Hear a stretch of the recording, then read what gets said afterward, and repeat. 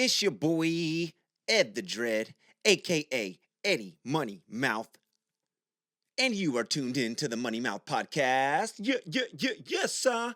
Bah, bah, bah, bah. Welcome to your Money Mouth Monday, baby. Today's topic is a single vocabulary word compounding. Woo! And I will explain it to you as one of life's secrets to success. Recently, I just finished reading the book The Psychology of Money by Morgan Housel. And it's a very good read if you have time and you like books. It's not like your average just book about money and or psychology. It's actually a compilation of short stories about people that have some sort of reasoning behind it to explain the psychology of money. So very quick read and entertaining. But one point that was made clear in that book was that the author thought that compounding was a thing that needed to be utilized if you were to become successful and or gain, money and assets. Right now, in his mindset and frame of reference, the compounding was actually more in the term of stocks. Looking at two different ways to play the stock market. One being, buying stocks, selling stocks, trading them, trying to like buy them low, sell them high, and hustle your way through stocks, or just playing the long game and being patient and hoping that your stocks end up compounding with the amount of stocks you have in your portfolio and the amount of time that you let those things sit there, right? So, one thing about the beauty of reading a book is that as you read it, you can actually sit and think about things. You can pause and which like you usually don't do when you're watching a video, you just watch the video all the way through, right? So as I was reading this book and thinking about things like compounding and other different ideas that he wrote about, um, I just like to apply those things to other aspects of my life, right? Now, the most common place where you're going to find compounding is in interest, right? It's a thing that banks will try to sell you. It's a thing that people look for in creating savings and possibly, wealth in the future. And as far as a statistics teacher and an algebra 2 teacher, I've gone over compounding interest equations a number of times, right? But the gist of a compounding interest equation is that if you put money into a savings account, right, and you have this interest that accrues. Let's just say you don't have compounding interest. You just get the interest of what your principal is that you first put in every year, and that gets added into your savings yearly or whatever, right? Annually.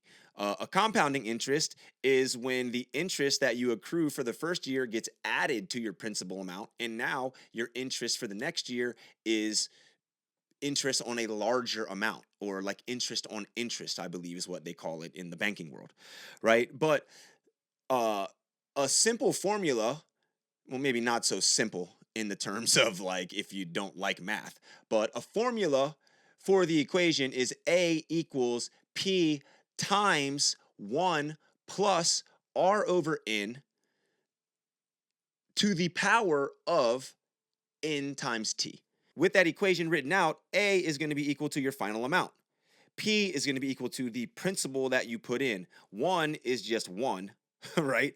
R is the rate of which the principal compounds, right? N is the number of times it compounds per time period, and then T is the time period, right? So if you have all these factors, you can just plug them into that math equation and then figure out what you're going to get at the end of the year through compounding interest, right? But in the regular world, which I deal with more than compounding interest in a bank because I don't even like banks, I generally look at compounding as the consistency that you put into something, right? So personally, I've been making YouTube videos for a very long time, right? I started out just making damn near anything.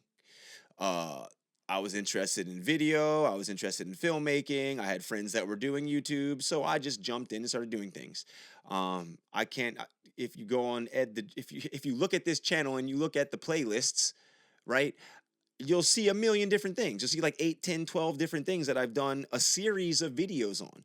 And, not, maybe some of them stuck, maybe some of them didn't, right? But I got better at making videos. Okay, so here we are today with good audio, clear footage, and something that's much higher quality in relation to what I was making like 8 years ago, right? My homie Doug, he's the best handstand artist that I know, right? He could stand on his hands for a damn long time, but there's this move called like the stalwart that he's been practicing for a very long time. It might take assistance, it might take a spot, it might take this, it might take that. And the more consistently he trained on it, the better he got at it, and now he can freaking do it. Mind blower. My other homie, Alec, he runs the amount of years he's born on his birthday every year. Now, when you're in your 30s, you're not going to be able to run 34 miles just never doing it. So the thing about his life is that he was on cross country, high school, college, and then continued to run through his whole life. So all these years of running and running and running and running and running consistently has made it so that he can run 30 miles in a clip and not be too crushed by it. I mean, I joined him for like 11 miles at one point and I was almost about to die. Kudos to him. But realistically, the consistency is the key to the compounding when it comes to that athletic feat, right? My homie Coconut Willie, he was just featured in all the Rogue TV, Surfline, all these people that are live streaming Peahi because it's such a sick ass wave, and there's been an amazing run of swell with the winds to match, and he just got a sick barrel. Making it to that point and getting a wave like that and getting interviewed like that doesn't just happen on a whim, right? This man has been visualizing this thing. This man has been practicing. He's been showing up every time there's a swell. He's been trying to get barreled everywhere in every area code, right? So all these years of consistent practice brings him to this point of, precipice of getting the sickest fucking barrel you could ever imagine, right? Uh Shit, I mean, musically, if you have followed my music journey in the last 8 years, you realize that I started off not even liking to sound good.